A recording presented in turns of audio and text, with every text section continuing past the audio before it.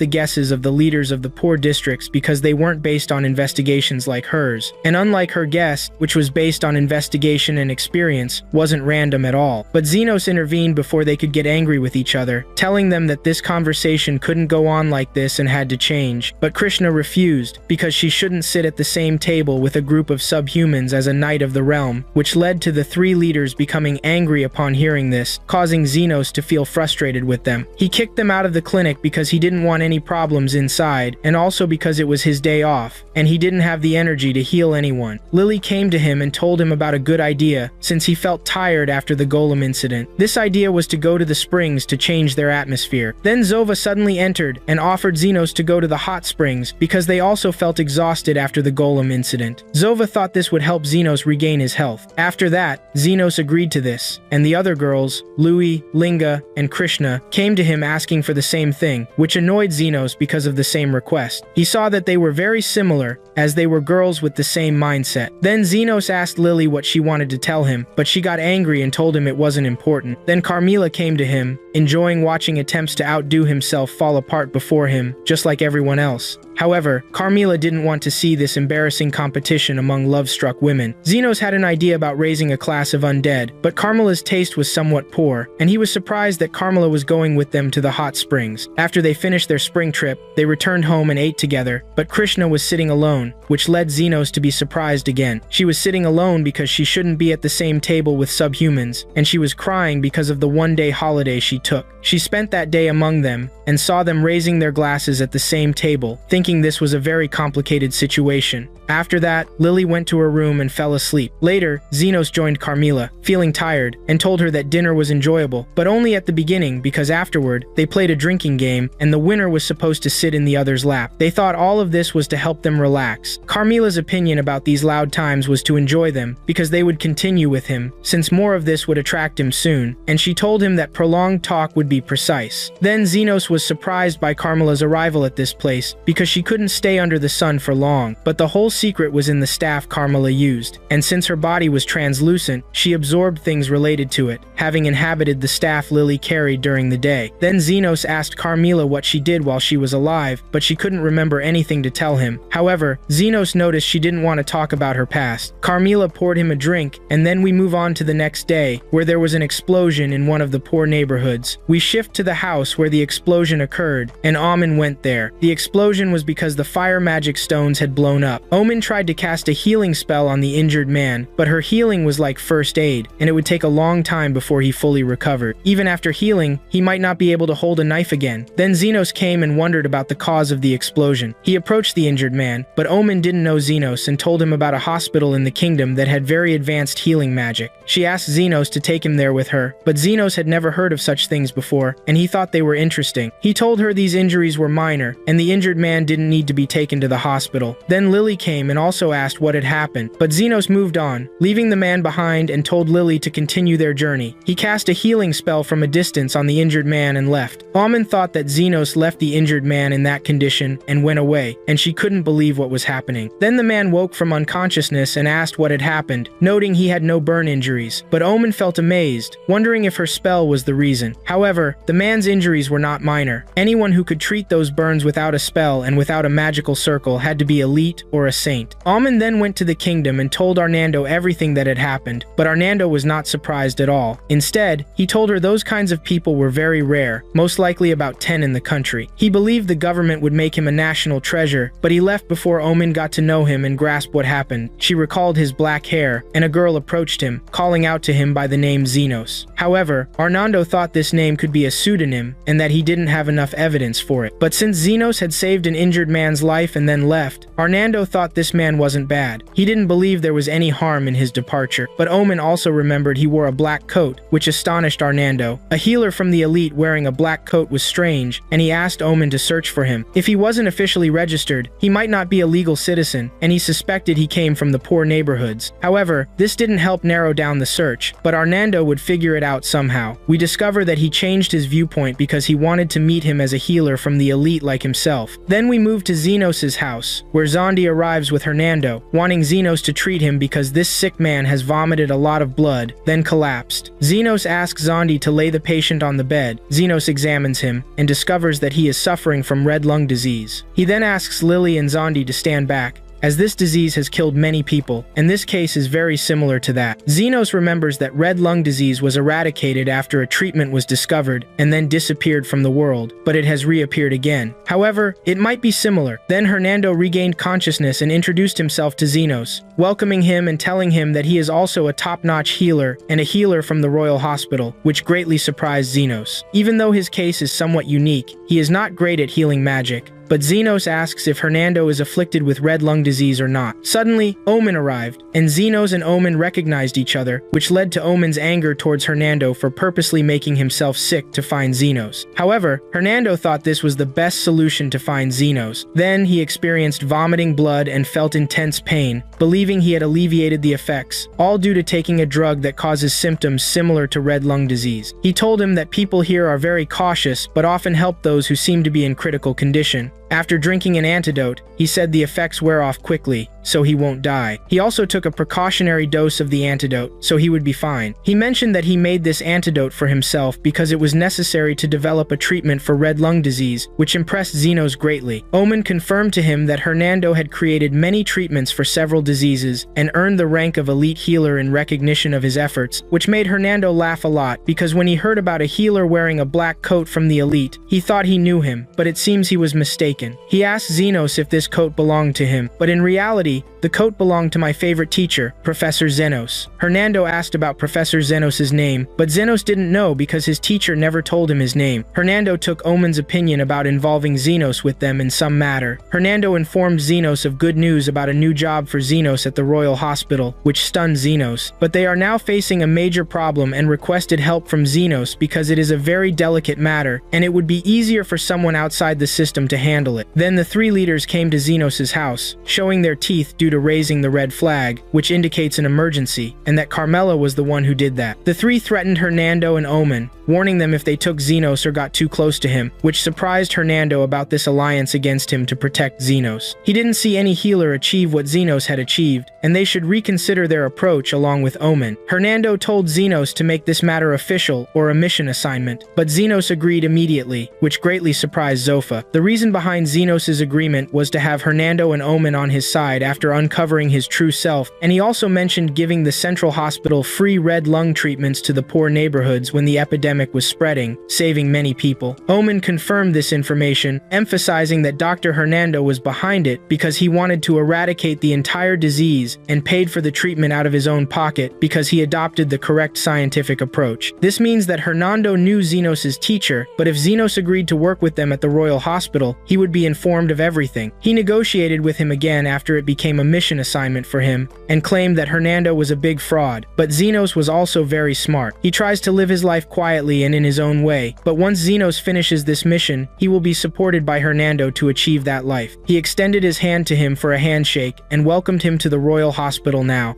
We moved to the Royal Hospital, and Xenos was extremely amazed by the magnificence and massive size of the hospital. Xenos was accompanied by Hernando and Omen as they were on their way to Hernando's office, but Xenos felt dizzy because of the hospital's size, and wondered if there was a room in this place that was more humid and darker. This led Omen to find Xenos to be a very suspicious person, but Xenos assured her that he was indeed suspicious. Then we moved to Hernando's office, where Xenos felt comfortable, but Hernando objected to Xenos treating the office as his secret lair and talked with him about the task he needed from him, which was concerning the people who had disappeared. But searching for people wasn't Xenos' specialty, although Hernando only asked him to stroll around and gather some information. Additionally, unlike regular students, special research students had the privilege of attending various programs at the Royal Hospital on recommendation, and Hernando thought that by attending these programs, Xenos would be able to gather a lot of information. However, Xenos asked again, what if someone discovered his identity? Hernando told him that he would be called Xeno,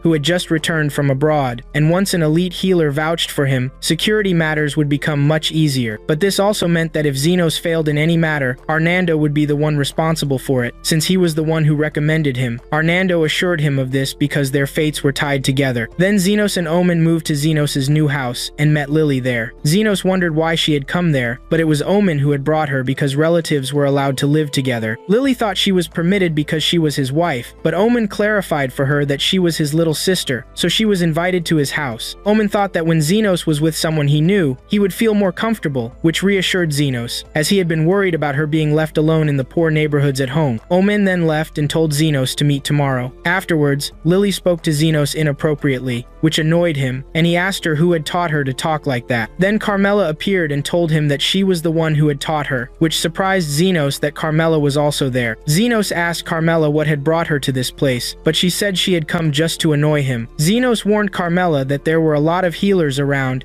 and they might kick her out of the Royal Hospital, but she wasn't bothered by this because she was a huge source of annoyance and feared nothing. Then she said to herself that there weren't many who could use the magic that Xenos had to kick her out, and Xenos tried to find out what she had said, but she didn't tell him anything. Then she left. Next, we moved to the Royal Hospital's restaurant. Omen asked Xenos about how the introduction session was. Xenos learned that he would have to go through a lot of transfers in the process, but still didn't know yet if he would get an ordinary healer's license. Omen then told him about the application steps steps, and that he needed to pass the test first, which was a bit difficult for Xenos. She went on to explain that, after passing the exam, he would be appointed at the Royal Hospital or receive an adventurer's license to work in the field, possibly joining the army or serving a noble. When he proves to be competent, his rank will be raised gradually. This made Xenos feel extremely bored. Omen then told him that most students were there either to conduct research, further their education, learn modern healing techniques, or work in administration. But Xenos felt a terrible headache from Omen's talk and asked her to tell him instead about the missing people. Omen then told Xenos about Afreed, the missing person, explaining that he was excellent at his job, good with others. Arnando liked him a lot because he was able to develop the treatment for the red lung as well. Xenos felt it was very important to look for him and find him. Then a man entered the restaurant with many students following him. Xenos wondered who this man was, and Omen told him that he was Professor Golder, the deputy director of the Royal Hospital, and an advanced 7th class healer. She told him that every healing level has the beginner, intermediate, and advanced ranks, divided into 7 subclasses, and the 7th class is part of the advanced level, which is as high as can be reached. To achieve the rank of elite healer, which astonished Xenos and made him realize that Golder was important because of the entourage that followed him, but Oimen clarified that he was important because he was a candidate to take over as the next director, and that the current director took a lot of vacations due to old age, and that the real power was in the hands of the deputy now. The Royal Hospital changed a lot when Golder became deputy, and the rich began receiving exceptional care while other patient groups were increasingly neglected, and Golder became more interested in gaining political benefits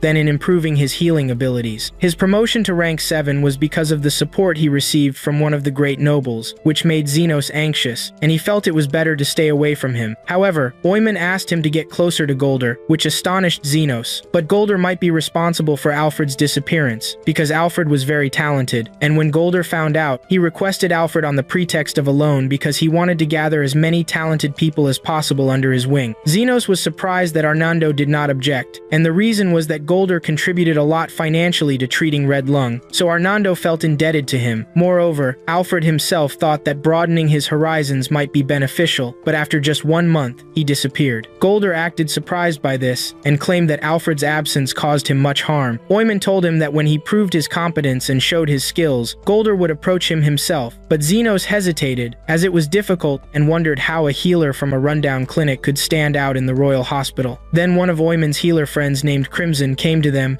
and asked Oimen what she was doing with this outsider. However, Oimen had the right to eat whenever she wanted, but Crimson was from Golder's group, and he valued giving them space, but Oimen did not care about him. Then Crimson asked Xenos if he was the new student, and then left and said goodbye. Oimen told Xenos that they had been in the same class, but after Crimson was chosen by Golder's group, he became arrogant. Then Xenos went to his class. Xenos recalled the past when he tried to heal one of the dead, but his private teacher came and gave him a light slap and told him never to cast healing spells on the dead. Then they went home, and his teacher made him use a healing spell, and his friend was his assistant. His teacher told them their level had become good this year, and his belief in them was now justified because of their good abilities. He asked them not to be arrogant toward anyone, and that their power could only heal 3rd-degree wounds. Xenos' friend said that a 2nd-degree healer could heal all wounds, but Xenos had a different view, which was that a 1st-degree healer would make the world a better place. Then Xenos returned to the present, sitting in his class, and the instructor began explaining to them. Xenos already knew all this, but not through teaching instead. The method of explanation helped him understand better and clarified things. After the instructor finished, he asked if any students had questions. Then one of the students asked about the Wraith, but the teacher told him they hadn't discussed it today and explained that it was one of the strongest undead and that they should avoid it, especially the talking Wraith, as it absorbs a person's inner strength. This surprised Xenos because he remembered Carmilla at home, sitting with them and drinking tea. Then the instructor asked if any students had ever encountered a Wraith before, and if they would share their experience. Crimson raised his hand, introduced himself, and told them he had been an adventurer and had defeated 30 ghosts. Then Crimson asked Xenos if he had ever met a Wraith. Xenos thought before answering, because if he said he could defeat 50 Wraiths, it would attract unwanted attention. So he told him he had defeated 30 as well, but Crimson thought Xenos was lying. However, Xenos told him that 30 was the minimum one could defeat at the same time. Crimson lost his mind when Xenos told him he could kill that many at once. Then the instructor asked Xenos to explain how he was able to defeat 30 Wraiths at the same time. So Xenos began to explain and told him that if he went to the lower labyrinth, he would find it teeming with ghosts and that the best method to deal with them, use the healing spell on as many as possible at once, which surprised the teacher, who asked if they meant the lower maze. the one in Garmenton. Then Xenos said, I think that's its name. The teacher then told him that gold-ranked teams hesitate to enter this maze, which made Krisen angry. Krisen thought Xenos wanted to show off because he was saying nonsense, but Xenos didn't do that and didn't want to stand out. Then another teacher came to teach them about healing magic circles, and asked if anyone wanted to come forward and draw a good magic circle. Krisen responded to the teacher, went to the wall, and after finishing, the teacher admired it and asked Krisman if he wanted to join his lab, but Krisman already worked with Golder. He told the teacher that Xenos also wanted to show them that he could draw circles, which surprised Xenos. But Xenos only knew one circle that he had learned from his old teacher, so he decided to draw it. When he finished, Krisen started laughing at Xenos because he had never seen such a circle before, and thought Xenos had drawn something unrelated to magic, but the teacher was amazed by the magic circle he had made, and said this drawing exceeded the limits of ordinary healing magic. The 4 directions were set by endless spiral rings. The teacher asked Xenos if this was a circle for limb regeneration. Xenos told him it was indeed, but it had something different. If the patient had lost several fingers, one of them would regrow at random, which amazed the teacher because of the conditional separation and random samples. He said he had never seen all this combined in one circle, and that it required a huge amount of magical energy, and that no human could activate it. But Xenos proved to him that he could do it, which surprised the teacher and Krisen. Then he told them that it didn't actually work and it was better to restore a finger using ordinary magic. But the teacher immediately asked him to join his lab, yet Xenos had some matters to take care of. Then we moved to Golder's office, where his deputy told him about an interesting person at the Royal Hospital, mentioning that this person was able to defeat 30 ghosts at once, and that he was this year's special research student, named Xenos. Golder was surprised at the deputy's suggestion to recruit a research student for Golder's team, so the deputy apologized to Golder. Then one of Golder's followers came in and told him about a group of undead in Sola Cemetery. Golder thought they should send the new student, the one who could kill 30 ghosts in one strike, there, and if he could prove himself, maybe they could find a place for him among them. Then we moved to Xenos' house, where Lily asked Xenos if he was going to take care of the undead. Carmilla thought that this would bring trouble, but only for the undead. Lily wondered what if the number suddenly appeared, and asked if cemeteries attract the dead, right? But Xenos told her that since the church oversees the matter, these incidents seem to be rare. Carmilla then asked them to start eating, and asked that no one give her carrots, but Xenos asked her if she had trouble eating solid food. Didn't she? Carmilla believed that everything is possible with enough willpower, but Xenos told her that once he wrote his notes about her, it would be enough for him to get the university certificate. Then we moved to the Sola Cemetery, where Krisen and a group of students were present. Krisman ordered them to attack and they started taking out the undead one by one, but this did not impress. Xenos was boring for him because they eliminated them one after another, not all at once. Then the undead gathered around the students, making them afraid and unable to react. But Xenos intervened and finished them all, telling them that the task became easy once they all gathered in one spot. Nobody expected this from him, but Krisman claimed the credit and said he did it. Omen objected and told them that it was Xenos who did it, but Krisman tried to deny that Xenos was the one who did it, saying it was hard for a special research student to pull this off. Then he told everyone to leave and go tell the teachers said that they had won. Then Krisman approached Xenos and told him that he didn't want him with them. Krisman wondered to himself why he had been assigned to watch over this new student, but Xenos heard Krisman say that he was watching him, which made Krisman agitated and he started to leave. But Xenos didn't let him go and told him that they hadn't finished off the undead yet. This surprised Omen, but Xenos told them he was coming. After that, a huge monster appeared before them, which was the Zombie King. The students then encouraged Krisman to defeat the monster and asked him to use his healing spell to defeat it. Omen mocked Krisman because his friends were asking for his help, but Krisman felt extremely angry because she also had no intention of helping him, which caused Omen to be surprised that he was asking her for help, even though he was from the Golder faction. Krisman then looked at Xenos to beg him, but Xenos told him,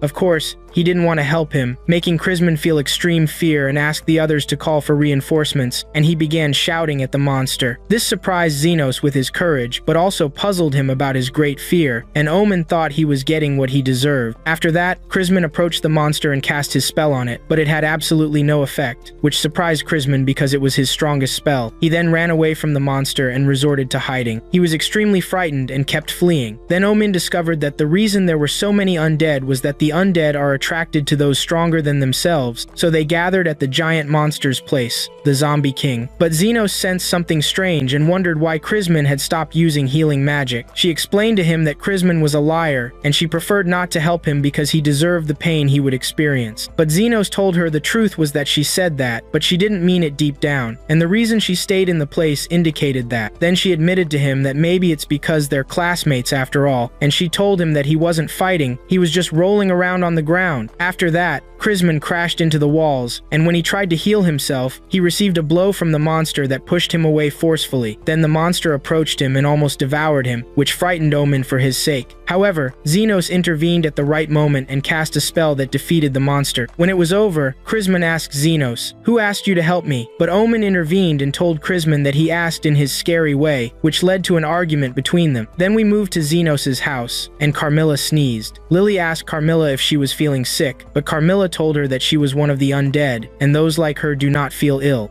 Carmilla told them that she understood the meaning of the attraction between the living dead and the stronger living dead. Xenos was surprised that she knew this, and thought that her overwhelming aura of attraction must have unconsciously spilled over. He imagined that it might be possible for her to kill them. However, Xenos began to consider how her influence might affect his surroundings, and that her staying by his side would likely be safe for him. Lily also wanted to be told this and wished to stay by his side forever. She felt very happy imagining this, but Carmilla was surprised that Wreath was hated by everyone, and he asked her to stay with him. Then she told him that she would devote all her energy to being annoying if needed. Next, we moved to the Royal Hospital, where Crissan was meeting with one of Golder's assistants. He was praised by this assistant because they believed he was the one who killed the living dead. However, Crissan lied to them and said he was the one who did it, but the assistant also thought that Xenos hadn't done anything and that he was completely unqualified, having failed the test. Crissan couldn't stay silent and told them he was amazing, but Xenos was even more incredible, as he had single-handedly defeated the monsters, including the biggest beast. Then Crissan left the leader's office, returning the favor to Xenos, and they were now even. Next, we moved to Hernando's office. He had information about Xenos being called by Golder's lab to join them, which led to Omen feeling happy. Hernando expected this after Xenos' dealings with the living dead, which had caught their attention. Xenos thought he would tell them that he was the one who did this, indicating that he had passed the first hurdle. Hernando saw that they were now on the starting line, and all that was left was for him to meet the professor. However, Xenos wanted this to be more spontaneous. Hernando talked about Golder's qualities, describing him as a person of great influence with the support of the majority in the Royal Hospital, and he didn't meet just anyone. Xenos thought the organizations were very annoying, and that such things didn't suit him. Hernando continued describing Golder, mentioning that he was extremely precise regarding authority and salary, and then he asked Xenos if Golder was a good healer. "And you, Hernando, are a good healer too, so why aren't you special like him?" But Hernando knew well that power, politics, and titles didn't always match, and he earned his title by developing medicines. Xenos and Hernando thought it would be best to meet their call at the moment, and they both wished him good luck. Xenos then moved to Golder's office, where he was welcomed by Golder's assistant. Golder asked Xenos, since he was the exceptional student, what his qualities were, but Xenos only excelled in healing. For Golder, any healer could do that, and if he had the power, he should aim higher. He told Xenos that healers had special influence in this country, and one could say the history of the country was the history of healers. However, only the ruling class currently reaped most of the benefits, and Golder intended to join them shortly, ensuring that their faction would make proportional gains, because everyone deserved treatment worthy of their abilities. This included healers, as not all souls were equal at the top, and it was natural for differences to exist when it came to the quality of care between the rich and the poor. Then he asked if Xenos could draw the magic circle he had drawn before, since he wanted to know if it was beneficial or not. If it proved to be important, he would immediately include him. Xenos took the paper from Golder's assistant and drew the circle, but wondered what exactly this would prove. Golder wanted to know the extent of Xenos' magical ability through this, and assumed that this knowledge might be suspicious in origin. When Golder looked at the magic circle, he looked at Xenos and told him about many magical schools. In healing magic, there were principles that had to be respected, and any flaw in that meant he hadn't received any formal education. He wanted anyone joining his team to be legitimate and qualified at the same time. Golder then asked his assistant for his opinion, and Golder expressed admiration for the magic circle, noting that he had never seen such applications before, and that they also respected the fundamental principles. He told Xenos that he could join the lab tomorrow, which made Xenos feel completely at ease. We then moved to the next day, where Golder gathered his students behind him. While they were walking, Xenos was waiting for them, and Crissan asked him to join the class, telling him that he was there because of the praise he had received and should be grateful. Since he had joined them, he had to follow the rules. However, Zenas asked Kristen what he had done for him to be grateful. Kristen didn't answer because he wanted to use him to advance within the faction. Zenas was surprised by Kristen's directness and then asked him about the parade. Kristen told him it was Golder's usual tour and that he was using it to visit patients. Zenas asked Kristen if he had been at the back of the line before he came, which made Kristen very angry, claiming he would rise to the top. Zenas then stepped away from him. They stopped visiting a patient, but Zenas wondered if Golder needed all this just to visit one patient. Kristen explained that he did this for prestige and that they always visited the highborn. However, Zenas couldn't remain at the back and moved closer to Golder. Zenas saw a patient who had complained to Golder about his injured foot. Golder approached the injured foot and told him it was a sprain and only 3 people were enough for this situation. He then took the power from 3 of his students and gathered energy in his hand before applying it to the patient's foot, which resulted in an immediate healing that shocked the patient greatly. Zenas returned to his place afterward, and Kristen was angry with him for moving on his own. Zenas then asked Kristen about the type of spell Golder had cast on the patient. Kristen revealed to him it was a health transfer spell, which was Golder's specialty. Kristen was very impressed and considered it revolutionary. He told Zenas that if the wizard wasn't powerful, the spell could yield tremendous results. He explained that there was a person injured, and then it transfers to another's life to enhance recovery. This is health transfer magic. The more severe the injury, the greater the need for life force, and a large number of healthy individuals should be prepared to give the patient enough energy so they can heal immediately, resulting in little burden on the donors, only leaving them with some fatigue. Zenas was very intrigued by this and discovered that this was the reason Golder wanted to gather a large number of students. However, Kristen knew that this was part of the reason, but the most important factor was the director's elections, as rumors said the current director was about to retire, and Golder was trying to secure votes in preparation for the upcoming elections. At this rate, Golder was guaranteed to win the elections, and if he stayed in his group, he would reach the top instantly. Zenas then felt that Kristen was nice and was grateful to him for sharing all this information, but Kristen was angry because he thought he was the one exploiting Zenas. Zenas then asked Kristen if he knew about Afrid, since he had disappeared despite the professor's hope for him and that he couldn't stand him, mentioning that he was invited to dinner only to disappear afterward. This dinner was hosted by Golder, who invites those he favors from time to time, and those who go to it are considered close in the future.